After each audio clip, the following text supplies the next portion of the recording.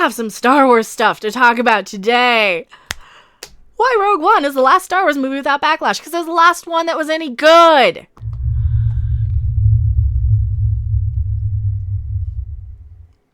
Hello, everyone. I am still Becca Random 42, the one, the only, the original, your favorite YouTube harpy, complete with the you know what, the thing that they don't want me to have, so I can't say the name of. The Last Jedi, Solo, Rise of Skywalker all came with significant backlash. Oh, now you're admitting it. Now you're admitting that, Rise of Skywalker wasn't any good either. Because we've seen, don't make me bring the Raylo, those people who are like, I hate these people. They didn't like it either. We didn't like Last Jedi and Rise of Skywalker. They thought, oh, we're fixing Rise of Skywalker. No. You didn't fix The Last Jedi by making Rise of Skywalker. What you did was just piss off all your Raylos and everybody else. And you know what? Like I said, Rogue One was the last halfway decent one. It wasn't a masterpiece by any means, but it was decent. I liked it.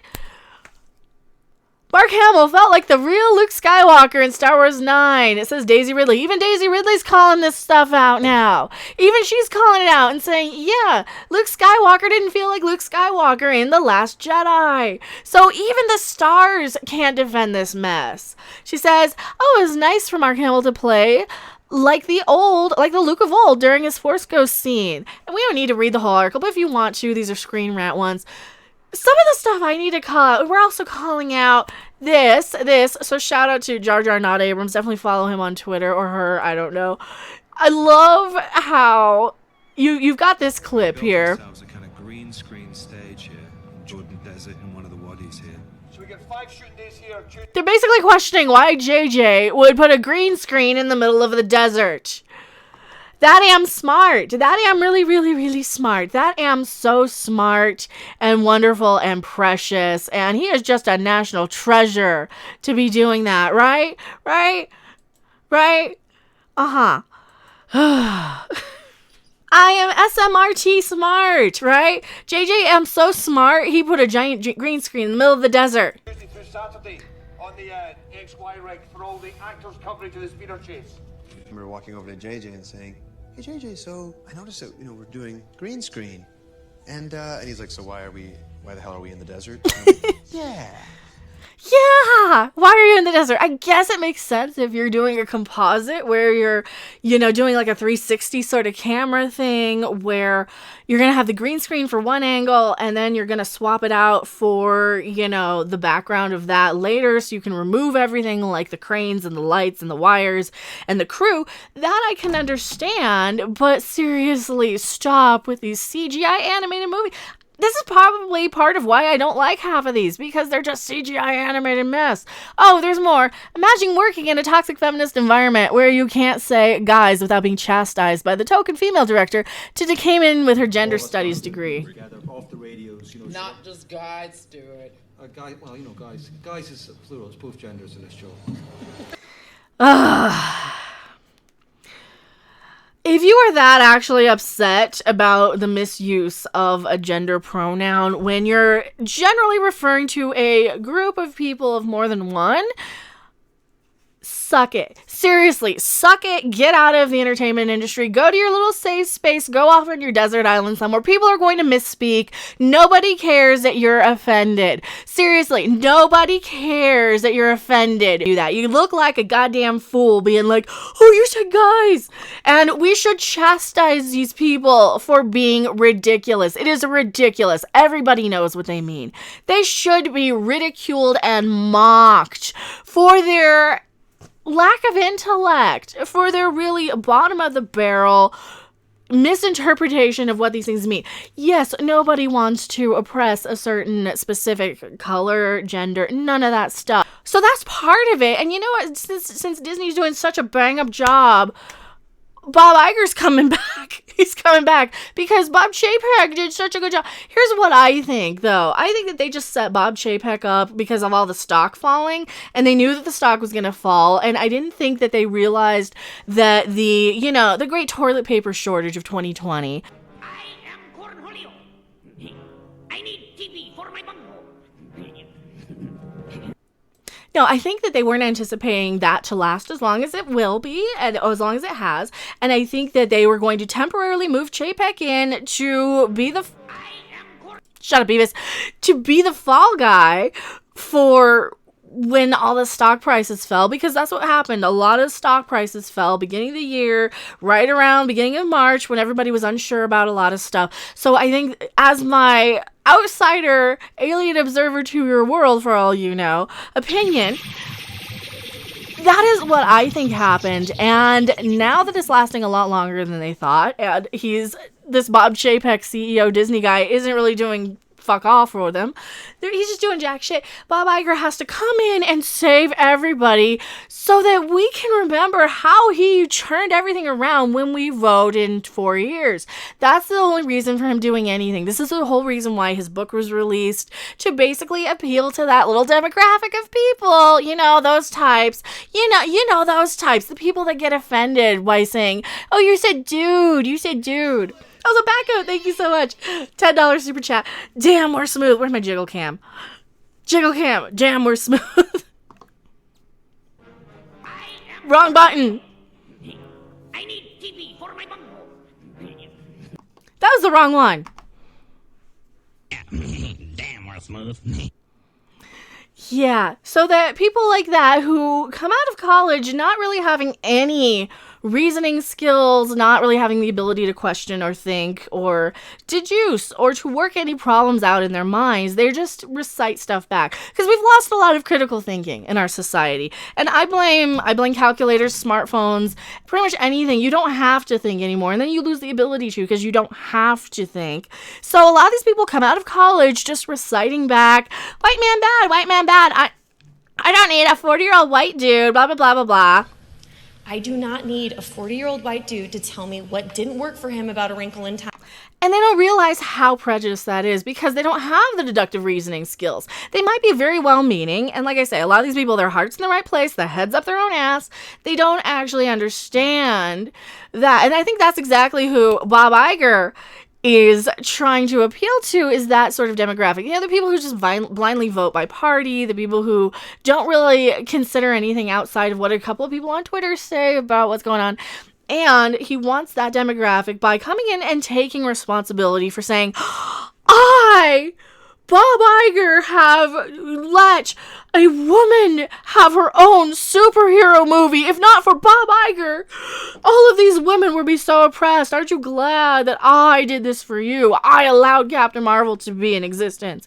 I allowed T'Challa to have a movie because you people wouldn't allow him to have a movie if I hadn't stepped in and insisted on Black Panther being in. And that's what he's doing. That's how he wrote it in his book. And that's how it comes across, as he wants to kind of take credit for the big diversity push in Disney because he wants to appeal to that sort of demographic. In my opinion, this is all just speculation. This is all my opinion based on the few things that have been presented here.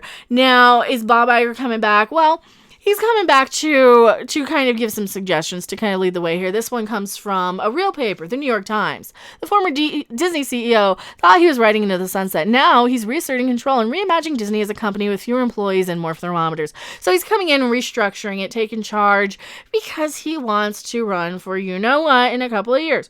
That's all this is. And then when his campaign starts up in a couple of years, we'll just remember I said this, because that's what he's doing. That's exactly what he's doing.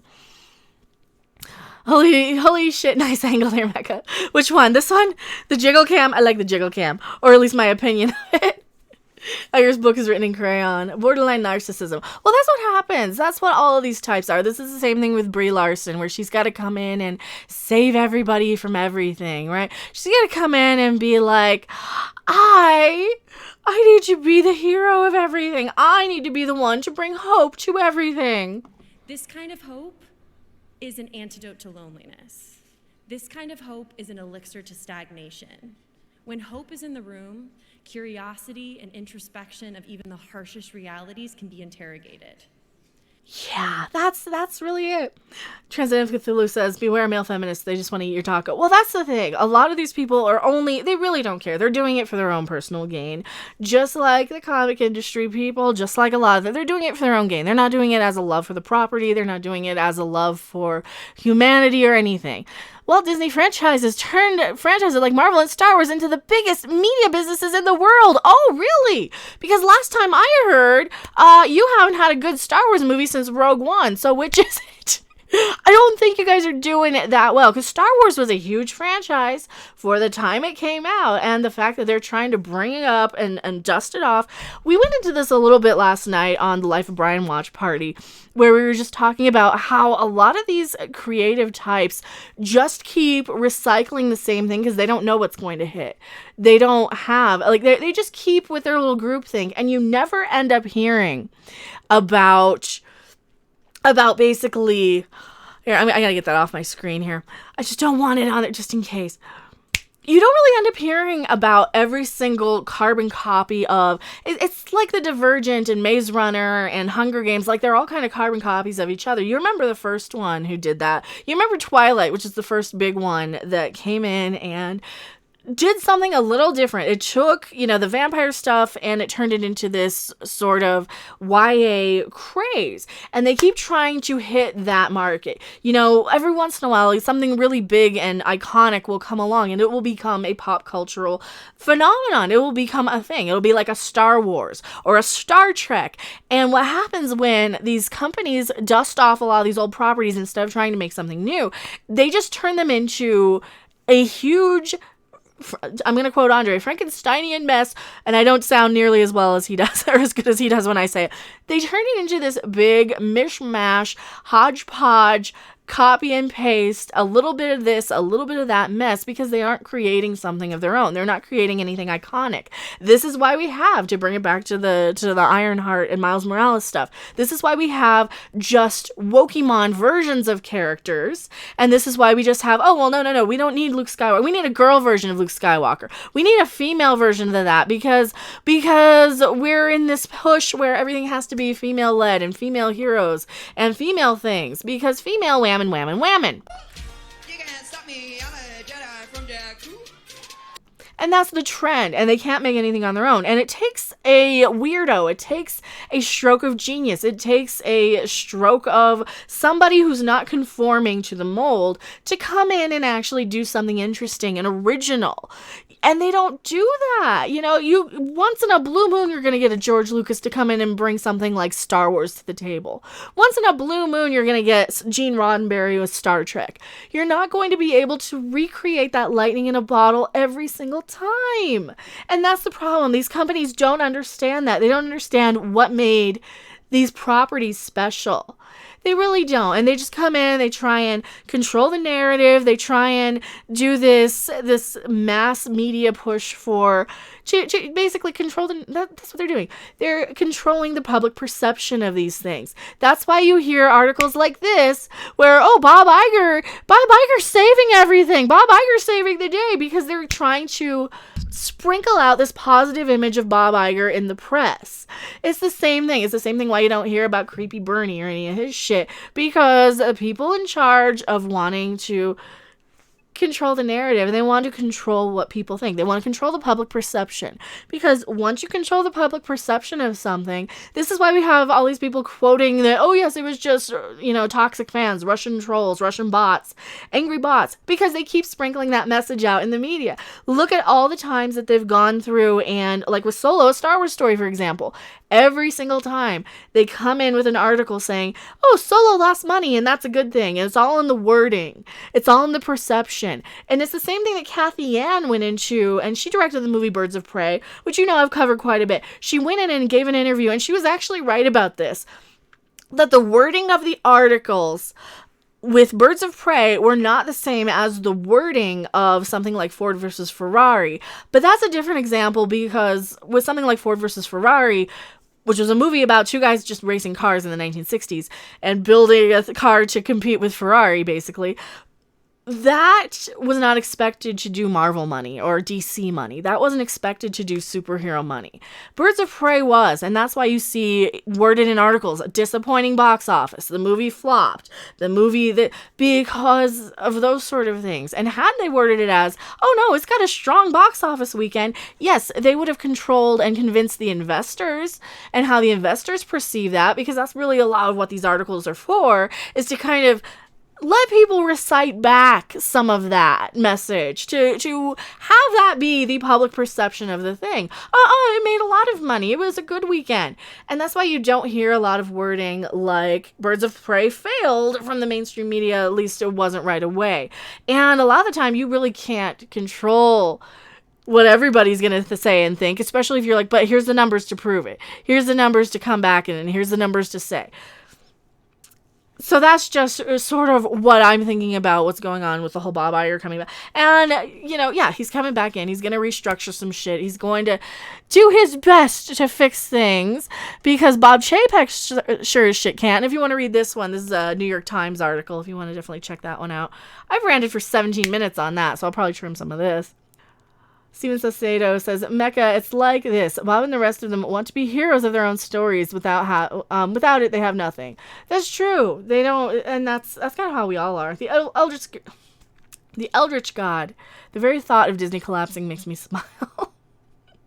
It makes me laugh that, we're calling them on their bullshit. We're not as dumb as they think we are. And it's not even a question of being smart or stupid. It's hearing enough of the same thing repeated. It's like why people who I've talked to have never watched Star Trek The Next Generation, for example. I've had people come up to me that I actually know and have met in real life and said, yeah, but I thought Star Trek The Next Generation wasn't good in the first 2 seasons. So should I even watch it?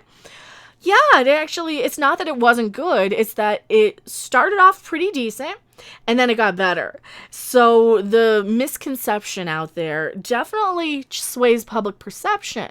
And this is why I use the wording that I use to kind of counter their propaganda against them. And I'm smart enough to understand. I'm an idiot. I know I'm an idiot, but I'm just smart enough to kind of know what their game is.